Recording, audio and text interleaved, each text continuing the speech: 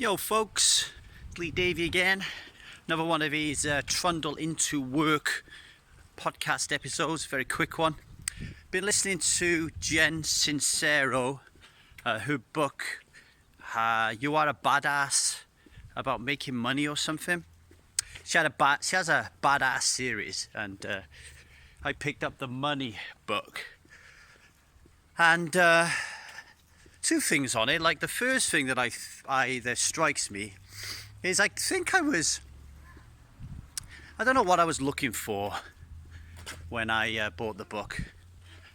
I think part of it was I wanted to grow or increase my understanding of money or my belief system around money.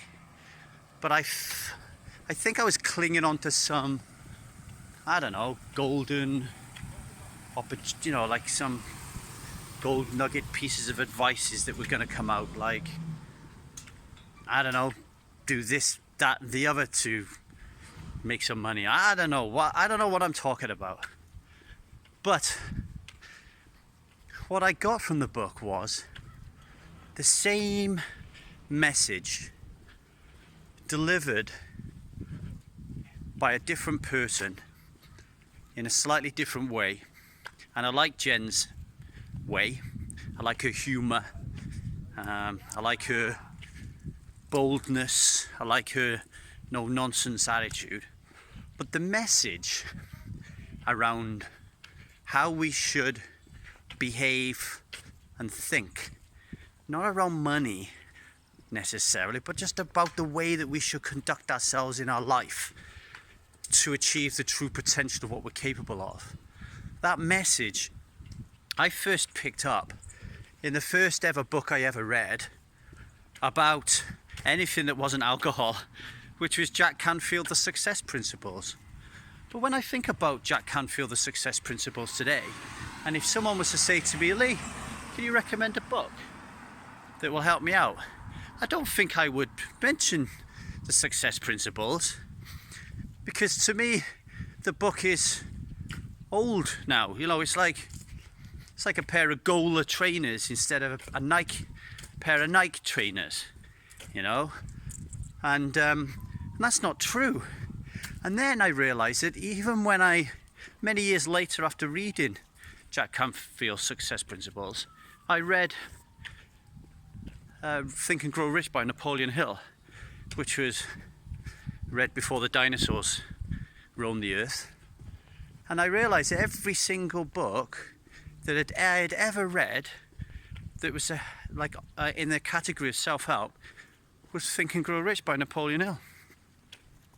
Just slightly changed and dotted around. That got me thinking, I don't need any more information. I don't need any more lessons. I don't need somebody to tell me what to do. I know what to do. I'm just not doing it. So maybe I should be buying books and learning why I'm not doing it. Not books on what to do. I know what to do. And if you're wondering what that is getting up every day and meditating about the things that I want in life, about turning thought of the things and the life that I want into reality by connecting thinking with feeling.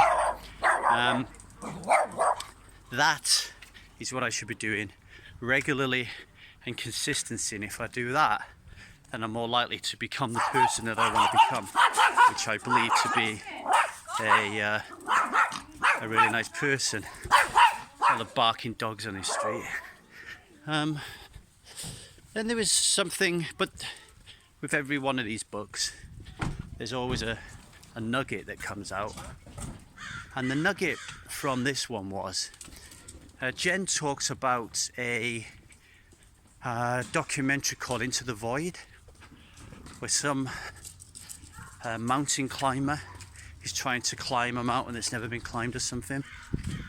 And he realizes, he uses his wristwatch as a way of like helping him to chunk down his goal Like he says to himself, I'm going to get from here to there, this life-threatening, devastating glacier with a broken leg in 20 minutes, no matter what. And he sets his wristwatch.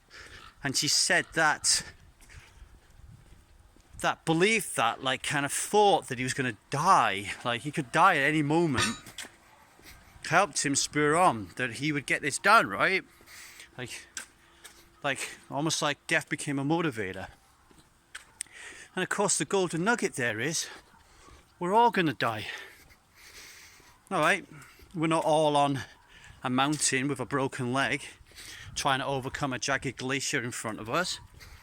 But I think you would be the first to admit that you have had or do have thoughts that feel to you just as terrifying as that predicament, right? And yet we know one thing, we're gonna die. Like, we are gonna die. And so why aren't we making the most of our life right now? Why are we pretending it's not gonna happen? Are we gonna wait until we retire and then start seriously thinking about what we want to do? Or are we gonna try to live every single moment aligned to a plan, like taking action, like that mountain climber? He knew his route to get to the top. He didn't just dilly-dally it. He knew how he was going to climb it. Okay, so what we do in the freedom module of the Truth About Alcohol Intensive, which I'm in the middle of creating at the moment, is to help us understand what is our mountain, and then to work in a group to figure out how to get there. Because it's imperative, and we make it imperative, that we get there before we die. And understanding that in just creating that challenge, just in setting that goal, we have done one of the most important things in our life at kind of fending off Alzheimer's and dementia. Okay, is we've given ourselves a workable goal that we're really excited about, that we're going to get up every day and take action to achieve. And don't forget, the exuberance is not when we get to the top of the mountain, it's the journey to get there that is so exciting. So you're on that journey because you're listening to this podcast. Okay, you're on that journey because you've taken the taster. You're on that journey because you remember a stride. You're on that journey because you've taken the intensive. Okay? Now let's figure out what that mountain is. Yeah? Let's start doing the things today that we know we should be doing that we're not doing. And let's understand and accept that one day we're going to joss it. And it's really important that we do certain things before that time comes. Okay? My name is Lee Davey. I'm not an alcoholic. I refuse to be anonymous.